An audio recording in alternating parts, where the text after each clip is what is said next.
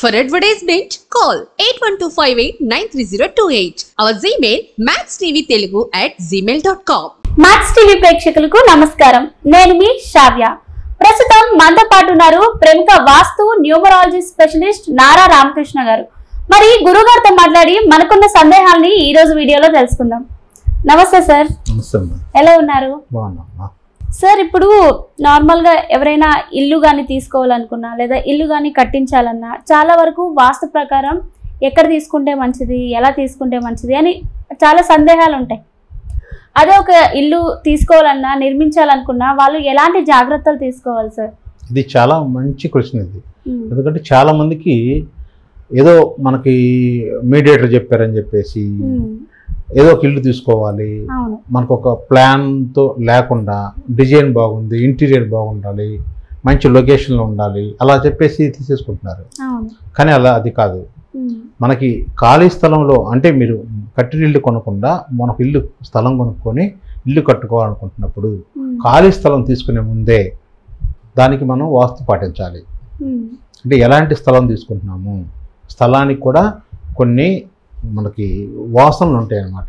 మట్టితో సహా మనకి చాలా ఇంపార్టెంట్. అది ఏ రకమైన నేల, ఇక్కడ ఏ రకమైన గృహం నిర్మించుకోవచ్చు, లోపల శల్య దోషాలు ఉన్నాయా, అంటే భూమి లోపల కూడా మనకు తెలియకుండా శల్యం ఉంటాయి అన్నమాట. అవి ఉన్నాయా లేవా, లేదా ఇక్కడ ఏదన్నా ఇంతకుముందు బావులు కానీ చెరువులు కానీ ఉన్నాయా అట్లా చూసుకోవాలి. ఎందుకంటే ఇవాళ మనకు చాలామంది పెద్ద పెద్ద ల్యాండ్ తీసుకొని ఫ్లాట్లు వేసేసి అక్కడ కుంటలు ఉన్నాయో ఏమున్నాయో శ్మశానాలు ఉన్నాయో కూడా తెలియదు, గోతులు ఉన్నాయో పెద్ద బావులు ఉన్నాయో తెలియదు. మొత్తం బూట్ చేసి చదువు చేసి నీట్గా బ్రహ్మాండంగా మంచి ఎర్రమట్టి పోసేసి రోడ్లు వేసేసి అమ్మేస్తున్నారు. కాబట్టి మనం స్థలం కొనుక్కునేటప్పుడు ముఖ్యంగా ఇల్లు కొట్టుకోవాలనుకుంటున్నప్పుడు వాళ్ళే ఖాళీ స్థలం కొనుక్కొని కట్టుకోవాలనుకుంటున్నప్పుడు మాత్రం కంపల్సరీగా వాస్తు సిద్ధాంతి సలహా తీసుకోవాలి. అది కూడా వాస్తులో ఒక ప్రామాణ్యత ఉండాలి, ఒక పరిశోధన చేసిన వాస్తుశాస్త్రవేత్త ఉండాలి. ఏదో మామూలుగా మనకు యూట్యూబ్లో చూసి 4 బుక్స్ చదివి వాస్తు నేర్చుకొని మన వాస్తు చెప్పేవాళ్ళు చాలామంది తయారయ్యేవాళ్ళు. అలా కాదు, వాళ్ళకి అసలు ప్రామాణికత ఉందా లేదా, వీళ్ళకి వాస్తులో ఎంతవరకు ప్రావీణ్యత ఉంది అనేది మనం గుర్తించాలి ముందు.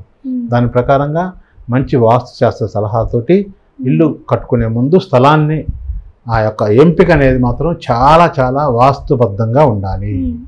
అదే రకంగా కొత్తగా అపార్ట్మెంట్లో ఇల్లు ఎవరైనా కొనుక్కోవాలనుకుంటున్నప్పుడు జనరల్గా మనం ఇప్పుడు స్థలం గురించి చెప్పుకున్నాం. అలా కాకుండా కట్టింది ఆల్రెడీ కట్టింది ఉంటుంది. కట్టిన యొక్క అపార్ట్మెంట్ యొక్క స్ట్రక్చర్ చూసుకోవాలి ముందు. ఆ స్ట్రక్చర్ వచ్చేసరికి చుట్టూ 4 వైపుల ఖాళీ ప్లేస్ ఎలా ఉంది, తూర్పు ఉత్తరం ఎక్కువ ఉందా లేదా, అంటే దక్షిణ పడమల కంటే కూడా తూర్పు ఉత్తరం ఖాళీ స్థలాలు ఎక్కువగా ఉండాలి, ఖాళీ ప్లేస్ ఉండాలి. అదే రకంగా అక్కడ పెరిగిన స్థలాలు ఏమైనా ఉంటే అపార్ట్మెంట్లోనే కట్ చేసి పక్కన పడేస్తుంటారు అందులో. అలా కాకుండా దాన్ని సపరేట్గా కట్ చేసి బయట పడేసారా లేదా అదొకటి చూసుకోవాలి. పోతే పార్కింగ్ గేట్లు ఎలా ఉన్నాయి, మనకి ద్వారాలు వచ్చేసరికి అపార్ట్మెంట్ సహజంగా 2 ద్వారాలు పెడతారు, ఒకటి వచ్చే స్థానంలో పడుతుంది, ఒకటి నీచ స్థానంలో పడుతుంది. మనకు పార్కింగ్ ప్లేస్ ఎక్కడ వస్తుంది అదొకటి ఇంపార్టెంట్. ప్లస్ పైకి వెళ్ళిన తర్వాత అపార్ట్మెంట్లోకి వెళ్ళిన తర్వాత పైన మనం చూడాల్సిన ముఖ్యమైనది ఏ ఫేస్ అనేది ఒకటి చూసుకోవాలి. అది కూడా కంపాస్కి ఎలా ఉంది, కంపాస్ ప్రకారంగా ఉందా లేదా, అంటే కొన్ని దిక్కుల్లో లేకుండా విదిక్కుల్లో ఉంటాయి అన్నమాట. అంటే మూలలో అంటే మనకి తూర్పు ఉత్తరం దక్షిణం పడమర అని 4 దిక్కులు ఉంటాయి. అదే రకంగా ఆగ్నేయం నైరుతి వాయువ్యం ఈశాన్యం 4 విదిక్కులు ఉంటాయి అన్నమాట. ఆ విదిక్కులకి ఈ దిక్కులకి మధ్యలో ఎంత ప్లేస్లో మనకి ముఖద్వారం ఉంది, ఏ ద్వారం ఎక్కడ ఉంది ఆ ప్లేస్ కూడా చూసుకోవాలి. మనకు ఒకసారి కరెక్ట్గా లేనప్పుడు ఏమవుతుందంటే తూర్పు వైపు కరెక్ట్గా లేనప్పుడు పోయి ఆగ్నేయంలో పడుతుంది ద్వారం, మెయిన్ ద్వారం వచ్చేసరికి. దక్షిణ వైపు చూసుకుంటే ఒకసారి నైరుతిలో పడుతుంది, దక్షిణ నైరుతిలో పడుతుంటుంది, పడమర కూడా పడమర నైరుతిలో పడుతుంటుంది. ఉత్తరం వైపు కూడా చాలామంది మేము ఉత్తరం ఫేస్ ఈశాన్యం ముఖ ద్వారం ఉంది, ఉత్తర ముఖ ద్వారం ఉంది అనుకుంటారు. కానీ అక్కడ పోయి ఉత్తర వాయువులో పడుతుంది అన్నమాట. అది దానివల్ల ఏమవుతుందంటే రాంగ్ డైరెక్షన్లో పడిపోతున్నాయి, దానివల్ల నెగిటివ్ వైబ్రేషన్స్ ఎక్కువగా ఉంటాయి. అందుకని దాన్ని కూడా చూసుకోవాలి. అది చూసుకోవాలంటే మినిమం కొంత నాలెడ్జ్ మనకు కావాలి. ఎవరైతే గృహం కొనుక్కుంటున్నారో సరే వాస్తు సిద్ధాంతం తీసుకొచ్చే తర్వాత సంగతి. ముందు అసలు నువ్వు ఎంపిక చేసుకునేటప్పుడే అసలు ముందే కనుక సిద్ధాంతం తీసుకెళ్తే అసలు ఆ ఇబ్బందే ఉండదు. కానీ ఇక్కడ వచ్చేసరికి ఈ యొక్క వాస్తు శాస్త్రవేత్తను తీసుకెళ్ళినప్పుడు నీ ఓన్గా నువ్వు ఏదైనా నిర్ణయం తీసుకోవాలనుకుంటున్నప్పుడు ముందు మినిమం ఈ నాలెడ్జ్ కావాలి. ఈ నాలెడ్జ్ కావాలంటే నీకు శాస్త్రం మీద కొంత అవగాహన ఉండాలి. కాబట్టి ఇక్కడ మీకు అవగాహన లేని వాళ్ళైతే సిద్ధాంత సలహా తీసుకోవాలి. కొద్దిగా ఉన్న వాళ్ళైతే ఏం చేయాలంటే ముందు మనకి ద్వారాలు కానీ కిటికీలు కానీ ఎలా ఉన్నాయి, బాత్రూమ్లు ఎక్కడ ఉన్నాయి, పూజ గది ఎలా ఉంది, వంటగది ప్లస్ వాషింగ్ ఏరియా ఎలా ఉంది, ఇవన్నీ చూసుకోవాలి. ఇవన్నీ చూసుకోవడం ఒక లెక్క అయితే, ఇంట్లోకి వెళ్ళిన తర్వాత మనకి వాస్తుకు సంబంధించిన ఇల్లు కొనుక్కున్నా కానీ దాంట్లో అమరిక ఎలా ఉండాలి, బెడ్రూమ్లో బెడ్ ఎంత సైజులో పెట్టుకోవాలి, ఎంతవైపు ఖాళీ ప్లేస్ ఎటువైపు వదిలి పెట్టాలి, ఎటువైపు మనకి క్లోజ్గా వెళ్ళిపోవచ్చు అనేది ఒకటి చూసుకోవాలి.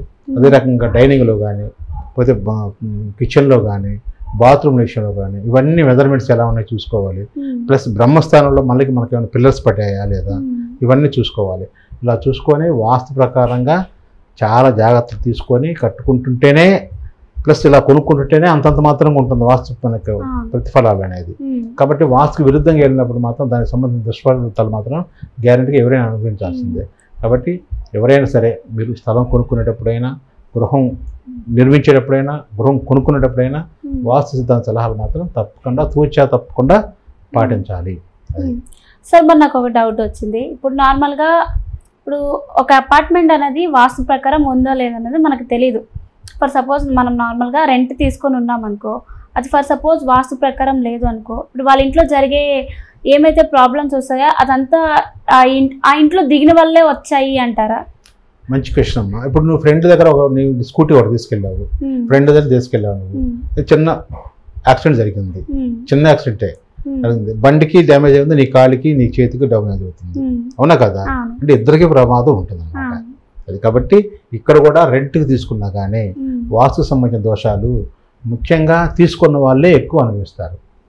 చాలా మంది వాస్తు దోషం ఉండి ఇల్లు కట్టుకొని లేదా కొనుక్కొని వాస్తులోకి ఆ ఇంట్లోకి వెళ్ళిన తర్వాత వాస్తు ప్రకారంగా లేదని చెప్పేసి ఇల్లు ఖాళీ చేసి వేరే ఇంట్లోకి వెళ్ళిపోయి దీన్ని అద్దెకి ఇవ్వటం కానీ అలా జరుగుతూ ఉంటుంది. ఎందుకంటే దాంట్లో ఎక్కువ ఇబ్బందులు ఉన్నాయి కాబట్టి. అందుకని వాస్తు అనేది ఎవరికైనా ఒకటే, అది అద్దెకున్న వాళ్ళకైనా కొనుక్కున్న వాళ్ళకైనా. ఓకే, అంటే అందులో అంటే ఎవరి ఇల్లు అయితే వాళ్ళ మీద కంటే అంట్లో ఇంట్లో దిగే వాళ్ళ మీద ఎవరైతే వాడకం ఎవరైతే వాడుతున్నారో అది మెయిన్ ఇంపార్టెంట్ అమ్మా. అగ్గిపెట్టి నీది కావచ్చు, నేను గీసి నేను పట్టుకున్నా అంటే అది చివరికి వచ్చిందంటే నాకు మండుతుంది అక్కడ. అర్థమైందా? వాడకం ఇంపార్టెంట్. ఎవరైతే వాడుతున్నారో వాళ్ళకి ఎక్కువ ప్రభావం ఉంటుంది. చాలా చక్కగా చెప్పారు సార్. Thank you.